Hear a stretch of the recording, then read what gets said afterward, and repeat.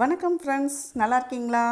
இன்றைக்கி நம்ம Sasi kitchen and கார்டனில் நம்ம என்ன பார்க்க போகிறோம் அப்படின்னா, சூப்பரான செம டேஸ்டான குழம்பு வைக்கிறதுக்கு தேவையான குழம்பு பொடி தான் நம்ம எப்படி செய்கிறது, அந்த மசாலா எப்படி ப்ரிப்பேர் பண்ணுறது அப்படின்னு பார்க்க போகிறோம். இப்போ வெயில் காலம் வந்துருச்சு. ஸோ நீங்கள் எல்லோரும் இந்த மாதிரி நம்ம வாங்கி வறுத்து அரைச்சி வச்சுட்டோம் அப்படின்னா ரொம்ப ஹைஜீனிக்காகவும் இருக்கும், டேஸ்ட்டாகவும் இருக்கும். நான் எப்போதுமே கடையில் இந்த மாதிரி குழம்பு தூள்லாம் வாங்குறதில்ல. எப்போதும் நாங்கள் இந்த மாதிரி வெயில் காலத்தில் அரைச்சி நல்லா ஸ்டோர் பண்ணி வச்சுக்கிடுவோம். அதைத்தான் நான் எல்லா குழம்புக்கும், அது வெஜ்ஜாக இருந்தாலும் சரி, நான்வெஜ்ஜாக இருந்தாலும் சரி, எல்லா குழம்புக்கும் அந்த ரேஷியோ மட்டும்தான் கொஞ்சம் சேஞ்ச் ஆகும். ஸோ செம்ம டேஸ்ட்டாக இருக்கும். எல்லா குழம்புலாம் நான் அப்லோட் பண்ணியிருக்கிறேன். நீங்கள் என்னோடய சேனலில் உள்ளே போய் பார்த்தீங்கன்னா தெரியும். செம டேஸ்ட்டாக இருக்கும். இந்த தூளுக்கு என்னென்ன பொருள் தேவை, எந்த மாதிரி அரைக்கிறது அப்படிங்கிறத பார்ப்போமா? வாங்க ஃப்ரெண்ட்ஸ், வீடியோக்குள்ளே போகலாம். இதுக்கு தேவையான பொருட்கள் எல்லாத்தையும் எடுத்து நான் ஃபுல் டே ஒரு நாள் வெயிலில் நல்லா காய வச்சுட்டேன்.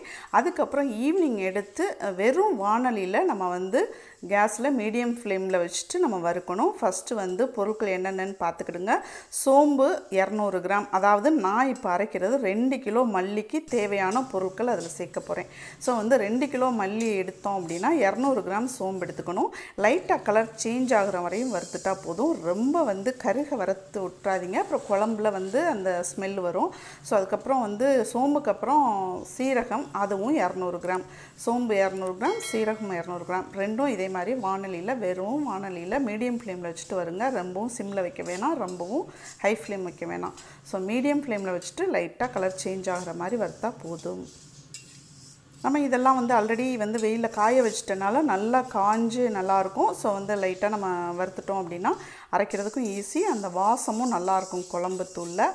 அதுக்கப்புறம் இப்போ போட்டிருக்கிறது மிளகும் வெந்தயமும் ரெண்டும் 25 கிராம் 25 கிராம் ரெண்டும் போட்டு வறுத்துருக்கேன். அது லைட்டாக கலர் சேஞ்ச் ஆனால் போதும். நீங்கள் ரொம்ப நேரம் போட்டுறாதீங்க. லைட்டாக கலர் சேஞ்ச் ஆனவுடனே எடுத்து தாம்பலத்தில் போட்டு, இதெல்லாம் வறுத்த உடனே ஒரு தாம்பலம் இல்லை சொலகுன்னு சொல்லுவோம் இல்லையா, அதில் போட்டு நீங்கள் ஆற விட்டுருங்க. ஒன்றா கும்மலாக போட்டு வச்சிங்கன்னா வேர்வை வரும். அதில் அந்த ஆவி இருக்கு இல்லையா, அது வேர்வையாக அப்படி விட்டுச்சுன்னா ஈரமாயிடும். அதுக்கப்புறம் இப்போ மல்லி 2 கிலோ எடுத்திருக்கேன். 2 கிலோ மல்லியும் நாங்கள் பகல் ஃபுல்லாக நல்லா காய வச்சுருக்கோம். இது ரொம்ப நேரம் வறுக்கணும்னு அவசியம் இல்லை, லைட்டாக சூடு வர்ற மாதிரி வறுத்துக்கிட்டால் போதும்.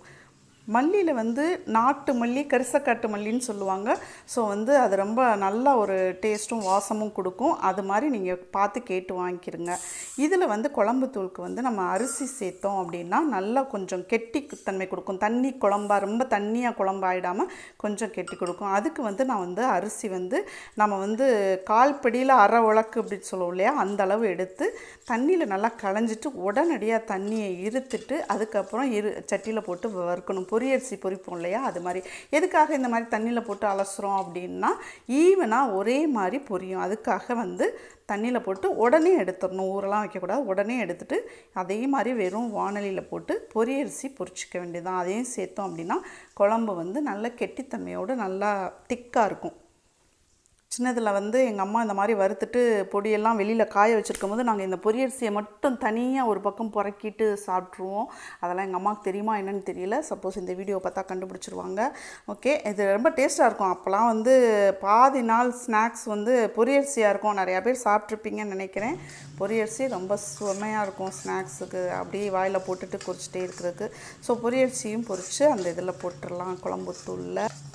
இதில் ஒரு முக்கியமான பொருள் நான் தனியாக தான் சேர்க்க போகிறேன். என்ன அப்படின்னா மிளகா எல்லோரும் நிறையா பேர் குழம்பு பொடியில் சேர்த்து அரைப்பாங்க.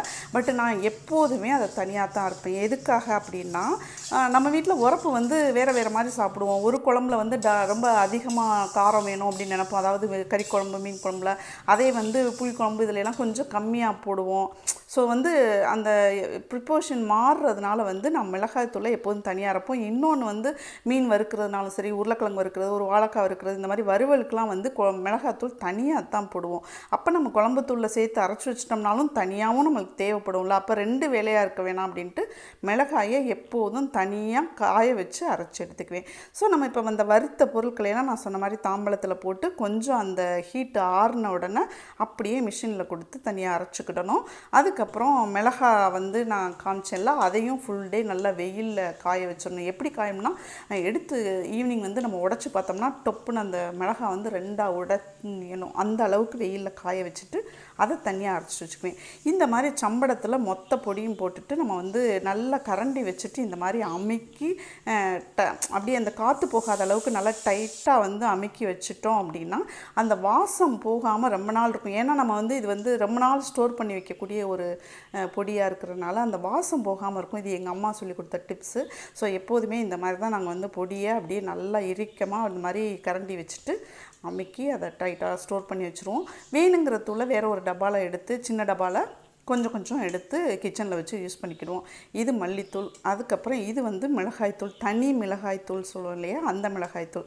ஸோ நம்ம வந்து குழம்பு வந்து நம்மளுக்கு தேவைக்கேற்ப இப்போ வீட்டில் குழந்தைங்களாம் இருக்காங்க அப்படின்னா உரப்பு ரொம்ப சாப்பிட மாட்டாங்க. ஸோ அந்த மாதிரி நேரத்தில் நம்ம வந்து ஒரே பொடியை அரைச்சி வச்சுட்டோம் அப்படின்னா அது வந்து கொஞ்சம் காரம் ஜாஸ்தி ஆயிரும் சில சமயம். ஸோ இந்த மாதிரி அரைச்சி தனித்தனியாக வச்சுட்டோம் அப்படின்னா தேவைக்கேற்ற மாதிரி நம்ம போட்டுக்கலாம். அதுக்கப்புறம் எப்போதுமே வந்து நம்ம குழம்பு தாளிக்கும் போது வெங்காயம் தக்காளியெலாம் வதக்குறோம் பார்த்திங்களா, அப்போ போது இந்த மல்லித்தூள் நம்ம குழம்பு தூளை அரைச்சி வச்சுருக்கோம்ல அது மிளகாய்த்தூள்லாம் போட்டோம்னா அதையும் வந்து ஒரு நிமிஷம் அந்த எண்ணெயில் வதக்கணும் அப்படின்னா அந்த குழம்பு வந்து அந்த எண்ணெயெல்லாம் வெளியில் விட்டு அதுக்கப்புறம் புளியை கரைச்சி ஊற்றுறது அந்த காய்களை போடுறது அப்படின்னு போட்டோம்னா செம்ம டேஸ்ட்டாக இருக்கும், நல்லா வாசமாக இருக்கும், அந்த பச்சை வாசம் போகிற மாதிரி இருக்கும். நான் இந்த குழம்பு தூள் யூஸ் பண்ணி தான் இந்த மீன் குழம்புலாம் வச்சுருக்கேன். இந்த மீன் மண்டை குழம்பு ஆல்ரெடி நான் வந்து நம்ம சேனலில் அப்லோட் பண்ணியிருக்கேன்.